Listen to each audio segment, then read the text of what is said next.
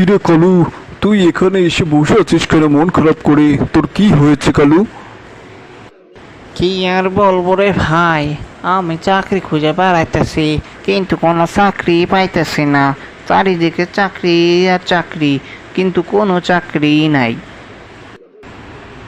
শোন রে কালু, এই জমানায় চাকরি খুঁজে তুই চাকরি পাবি না। কারণ চাকরি করতে গেলে টাকার প্রয়োজন এবং মামু খালুর প্রয়োজন, বুঝছিস তুই? হ ভাই, ঠিকই কইছেন। আমাগো তো মামু খালু নাই, হের লাগে মোরা চাকরি পাইতাছি না। যাগো মামু খালু আছে ওরাই শুধু চাকরি পায়। হ্যালো তো তোরা কইতেছি, তোর একটা পরামর্শ দি, তুই আমার কথা শোন।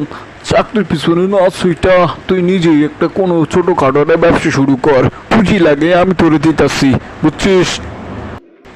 সত্যি ভাই, তুমি আমারে পুঁজ নিবা? তুমি আমারে পুঁজি দিলে আমি একখান ব্যবসা করতে পারি। হ হ, আমি তোরে পুঁজি দিমু, তুই ব্যবসা শুরু কর।